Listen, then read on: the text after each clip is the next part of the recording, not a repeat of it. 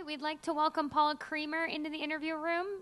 8 under par, 1 under today. Kind of just take me through your round and how you were feeling about your game out there.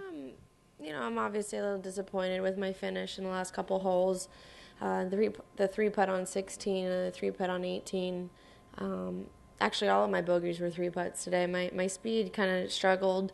I made a good long one on one hole on the second hole, but just kind of struggled with my pace out there. And I hit some good shots. I hit some great putts here and there, and I'm not disappointed, but I'm not sitting over here super excited with the way I finished. But we have another day. I'm only 3 back considering everything that went on today. It's I'm looking forward to it. I was going to say, even if you're not completely happy with the round, do you find yourself 3 shots back? What are going to be the keys for you tomorrow to be able to capture that victory that I know you've been looking for? I just kind of want to stay in my own world and not get wrapped up in everything. I think it's going to be a good group going second to last. You can kind of you're right in contention, but fighting for the lead. There's just a little bit different atmosphere in that sense, and try and start off strong. But this golf course is a lot about the last 5-6 holes, and if I can get to there and we'll see what happens.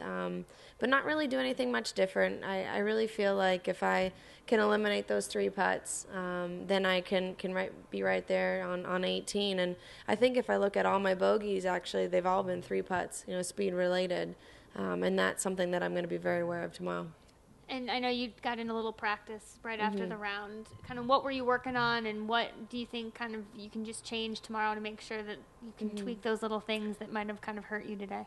I think I was just coming up a little bit out of my longer putts, so I wasn't quite hitting it in the middle of the putter. And, it's a tendency of mine is to peak a little bit early and to kind of want to see where the ball is going. And it's easy to do as a golfer. You want to know where the ball is, and I just have to constantly remind myself to stay down on it. And it kind of came back a little bit today with the longer putts, but I made a bunch of birdies, so.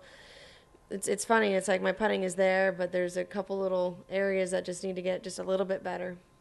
Questions for Paula? Okay. Paula, as competitive as you are, has it been tough looking back in 2010 U.S. Open, and now we're in 2013? Has it been tough for you? For not having a win? Not having one, yeah. Oh, yeah. I mean, it's one of the hardest things. I've gone through a lot, with surgery, and you're never the same after that. It takes some time to get back to where you are, and just having the strength, and honestly not being, afraid that you're going to hurt yourself again. And, I feel that I'm playing great. I'm hitting great golf shots.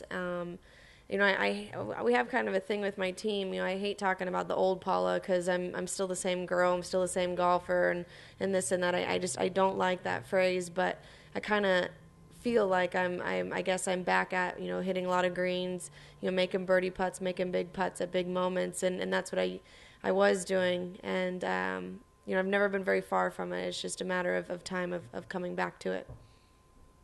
As good as your shot was on 16 today, Beatrice obviously hit a phenomenal shot.